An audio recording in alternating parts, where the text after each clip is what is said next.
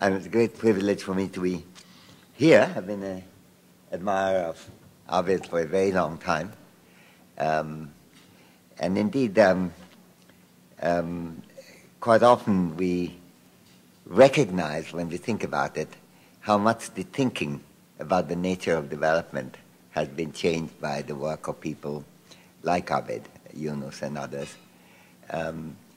In a sense, the departures came from a kind of freshness of approach that Abed brought to dedicated visionary movements in South Asia. That is, there was a kind of a sense of and not a real but an imagined tension between the different institutions that one has to mobilize to get things work. So there was always this debate about the market versus government. And one of the big contributions, I think, that Abed and Yunus and others did was, in fact, to cut through that debate and recognize that you need government action, but you also need public operation, but you also need the market. That is not a case that, just the method of going ahead, kicking the market, but just pursuing others is as doomed as the other, namely relying on the market and not doing the other things.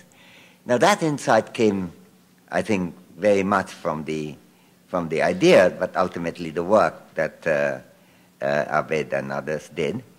And I think along with that Catholicity, there is also this important issue that I think, in answer to one of the questions, I'm sorry I was delayed because I was seeing students, and one of the last things, and those who teach, you would know that the most difficult thing to do is to get shot of your students to go away. It will not happen if they've decided it will not happen. So my apologies for coming late. But so I missed his speech, but I was hearing his very interesting answers. And I think one of the points he was emphasizing, that there are many different things that need to be done. Microcredit, of course, for very good reasons, have become very prominent in the world. And as Abed said, Yunus who is also a close friend of mine, has done such a lot to make that perspective popular. And that's extremely important to do, along with, of course, the other things that you have to do. You have to run schools, you have to expand the educational base, you have to look at the healthcare. He was talking about oral rehydration. There is a need for employment opportunities and the industrial development, the involvement of women in various activities, which is very crucial. It's really that integrated approach that I think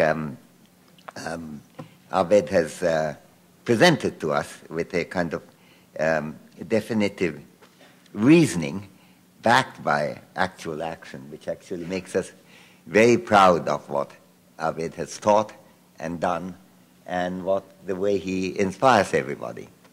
I also was privileged in my various trips to Bangladesh to go with BRAC staff members to various parts of their activities, varying from schools to healthcare.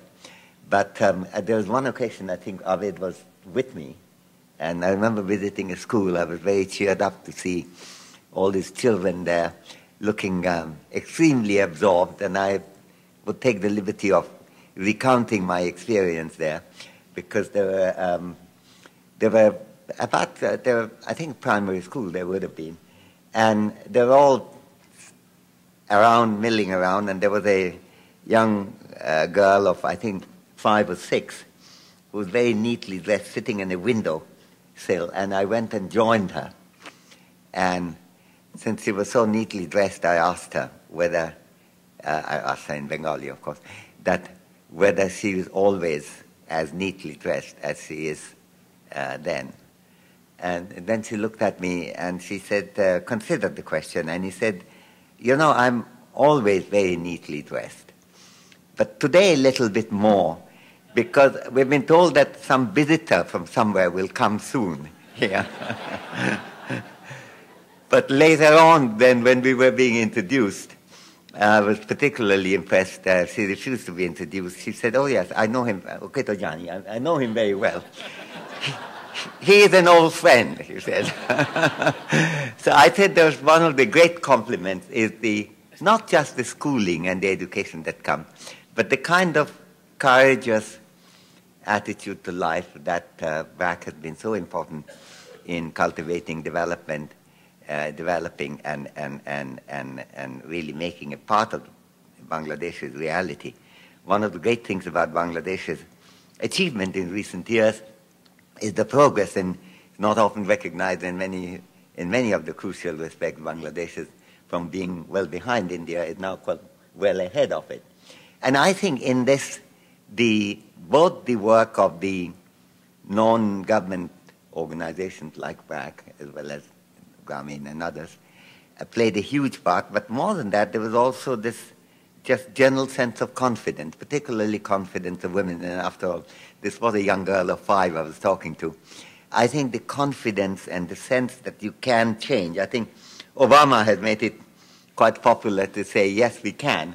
But I think the main thing that we did present to us from the 17 onwards is a message, an early message that indeed Bangladesh can, and following Bangladesh's experience, others can too. So we have every reason to be extraordinarily grateful to Abed. I feel very privileged to be here. And thank you very much for all of you for coming. Thank you.